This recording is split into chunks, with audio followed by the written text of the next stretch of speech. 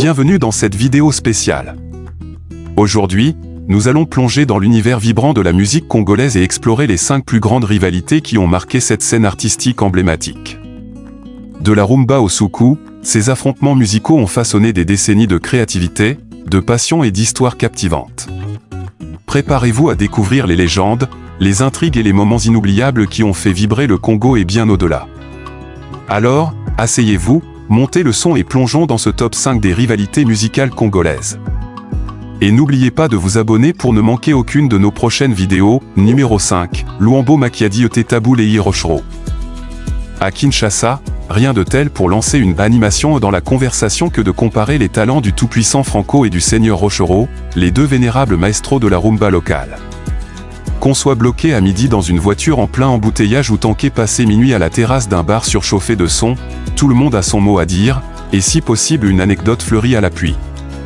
À chacun son style, un peu comme lorsqu'on évoque la rivalité entre les Beatles et les Rolling Stones. En revanche, une chose est sûre, on ne peut pas parler de rumba sans en passer par ces deux écoles, prédit de sa docte voix le percussionniste Paul Ngoye. Au volant de son taxi. Même s'il avoue succomber au charme du romantique Rochero, le sexagénaire Simon Makunsa se montre intarissable sur Franco, le chroniqueur du petit peuple congolais. Nul ne sut mieux décrire la vie, tourmentée et pimentée, à Kinshasa, une ville de boucans et de beans en tout genre, que ce Balzac aux proportions africaines, pour paraphraser un biographe inspiré, Franco Luambo et Tabu Lei Rochero, une rivalité saine, ils ont été à une époque les deux principales vedettes de la rumba congolaise dans leur pays. L'Hockey Jazz de Franco et l'African Fiesta de Tabu Lei se livraient une concurrence courtoise. Les fans n'ont pas hésité à les opposer. Au Congo, les deux hommes ont chacun leurs supporters comme au football. La vie artistique du pays repose carrément sur eux. Ce sont des frères ennemis, cependant, malgré cette concurrence et leurs différences, ces deux grands hommes ont eu la grandeur d'esprit de chanter ensemble. C'est la naissance par exemple des tubes à succès comme Ngungi, Lettre à Monsieur le DG, Linga Mobali Nayo, Omona Wapi, de véritables tubes d'anthologie, en 1983, lorsque décède Grand Calais, le grand maître de la musique congolaise, nos deux icônes se réunissent pour composer un dernier titre pour lui rendre un dernier hommage. C'est la naissance du très émouvant Kabazele Memorial, numéro 4, Papa Wemba et Koffi Olomide. En réalité, les deux artistes aujourd'hui opposés, leurs fans respectifs se livrent parfois à des pugilats à l'entrée des concerts ou dans les Nganda. Ces artistes, disais-je, ont eu à travailler ensemble. Qu'il est bien loin ce temps où, étudiant à Bordeaux, Koffi Olomide, surnommé alors l'homme haïdé par Wemba, rentrait à Kinshasa pendant les vacances, collaborait avec le vieux lion dans son orchestre Viva la Musica. Au point que certains prétendent que Koffi aurait été pendant longtemps le nègre de Papa Wemba. Olomide a cependant toujours été une espèce d'électron libre dans le paysage musical congolais. Alignant des disques en solo, jusqu'à la création de son propre groupe Quartier Latin. Malgré ces rivalités, dans les années 90 les deux artistes se retrouvèrent dans un album d'anthologie, Wake Up qui, selon les observateurs était plus qu'un duel au sommet, un combat de pachyderme de la musique congolaise au grand bonheur des mélomanes puisque la musique atteignit son summum, la voix de velours, Koffi, et la mélodie de Rossignol, Wemba, furent au rendez-vous. À quand donc un autre duo de cette hauteur ? La rivalité fratricide est-elle synonyme d'émulation ? La lutte, qui se poursuit, est sans merci. Koffi aurait rempli la salle de Bercy sans passer chez Michel Drucker, Dixit Koffi. Wemba s'y est produit également. Or les fans des deux camps se disputent encore sur la réalité des chiffres d'entrée de ces deux concerts mémorables. Le Bercy de Wemba ? Il n'était pas rempli, dit-on. C'était à moitié vide. Ou à moitié plein. Les fans de Wemba montent au filet, allons, on a exagéré les chiffres d'entrée de Koffi, il n'avait pas rempli Bercy. Bref, on n'est pas sorti de l'auberge congolaise. Et ce constat, cette divergence dans les chiffres ressemble bien aux statistiques risibles des grèves en France, les organisateurs de la grève et la préfecture ne portent jamais les mêmes lunettes. Numéro 3, Chalamwana et Mbili Abel, après plus de 30 ans de carrière musicale, chacune, les deux doyennes des chanteuses congolaises signent ensemble un album, dont la sortie est prévue pour la fin de l'année. L'information a été révélée par Chalamuana au cours d'un entretien accordé à la rédaction de musique.cd, à Kinshasa. C'est un maxi-single de 2 chansons, dans lequel Maman Mbili Abel et moi avons chanté pour notre public, qui va trouver un mariage succulent entre la rumba et le mutwashi. Billy Abel a signé une très belle rumba intitulée Au don de Dieu, tandis que moi, je suis resté dans mon style de prédilection, le mutwashi, a déclaré Tchalamuana.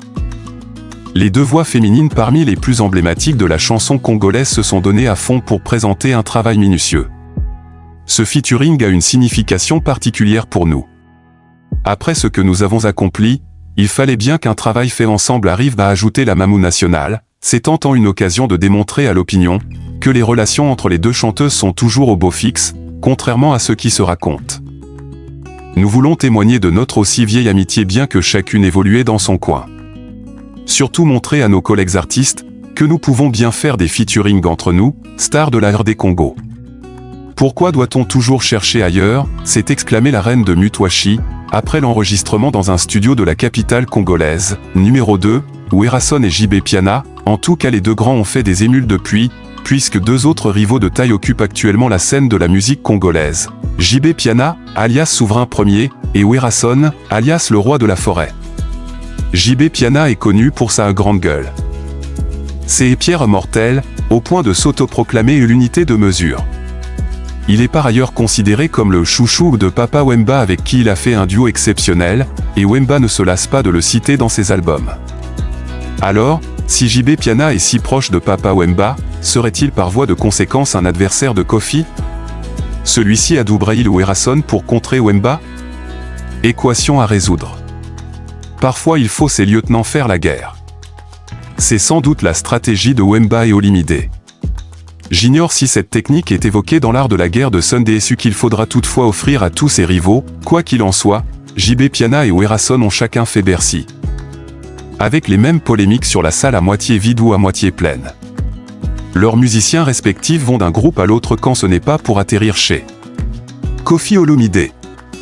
Encore une autre histoire puisque ces deux derniers artistes rivaux ont été des partenaires à l'époque de la création de Wangé Musica, aujourd'hui éclatée entre Wangé Musica BCBG de Piana et Wangé Maison Mère de Erason. Numéro 1, Fally Ipupa ou Ferregola, qui est le vrai roi de la rumba? La question divise les amateurs, qui est le roi de la scène musicale congolaise? D'un côté, les Warriors, fans de Fally, de l'autre, les Gaulois, fans de Fer. Et les aficionados des deux stars ne sont d'accord sur, presque, rien. La rivalité entre Fally Ipupa et Ferregola a longtemps divisé les fans de rumba congolaise. Pourtant, force est de constater que Fally s'est aujourd'hui imposé comme la plus grande star, loin devant son rival. Les prémices de la rivalité, 1990 à 1999, tout commence dans les années 90 à Kinshasa. Deux jeunes talents émergent sur la scène musicale congolaise, Fally Ipupa à Quartier Latin et Ferregola à Maison Mère. Dès leur début, leur voix unique intrigue les fans de rumba. Fally impressionne par sa voix cristalline et sa virtuosité scénique malgré son jeune âge. De son côté, Ferré fait forte impression avec sa voix profonde et envoûtante. Les deux artistes gagnent rapidement en notoriété dans leurs groupes respectifs. C'est à partir de 1999 que les supporters commencent naturellement à comparer leur style et à nourrir une certaine rivalité. Bien que chacun apporte sa singularité à la rumba congolaise, leur ascension parallèle alimente les discussions. Au début des années 2000, Fally et Ferré enchaînent leur premier succès. Ferré marque les esprits en 2000 avec Vita Imana, sorti en 1999. Tandis que Fally fait forte impression l'année suivante sur Éternellement, en 2002, ils scellent leurs talents respectifs sur le tube collaboratif Kokoko. Leur alchimie vocale fascine le public mais attise également les tensions entre leurs fanbases respectives. La compétition est lancée, c'est en 2005 que tout bascule. Fally surprend en sortant son premier album solo au droit chemin sous le label de Quartier Latin. Le triomphe est total avec des hits planétaires comme Liputa ou Kidianfuka. Ce coup d'éclat propulse définitivement Fally sur le devant de la scène. Il devient la nouvelle coqueluche de la rumba. Ferré tarde encore à s'émanciper. En 2007, Fer sort à son tour son premier album solo sans interdit. Bien accueilli, le public le replace à nouveau au même niveau que Fally Ipupa, l'écart rattrapé, l'émergence d'une superstar. 2010 à 2020, les années 2010 marquent la consécration internationale de Fally Ipupa. Ses albums successifs, Toku Control Toku 2, enchaînent les tubes et se vendent par millions. Ses tournées épiques à travers le monde lui valent le respect de la planète musique. En France, il est le premier artiste africain à remplir la Cor Hotels Arena. Ferré stagne lui dans l'ombre, malgré de beaux succès en RDC. Sur scène, Fally déploie un show à couper le souffle. Sa technique vocale affûtée et sa maîtrise des émotions en font un dévoreur de public. Son charisme hors norme lui permet de survoler n'importe quel festival, la consécration ultime, depuis 2020. Aujourd'hui, Fally Ipupa est incontestablement la plus grande star de la musique congolaise dans le monde. Il enchaîne les ovations partout où il passe, ses titres ont marqué des générations. Ses records de vente et de distinction en font l'artiste africain le plus titré de l'histoire. Son aura médiatique n'a d'égal que son humilité, malgré sa voix d'or. Le padré de la rumba n'a jamais pu rattraper son retard sur la scène internationale. Mais il restera pour l'éternité l'une des plus belles incarnations de la rumba congolaise. Grâce à son talent hors norme, sa passion du spectacle et l'audace de sa carrière solo, Fally Ipupa s'est définitivement imposé comme la plus grande légende vivante de la musique de son pays. Une destinée exceptionnelle.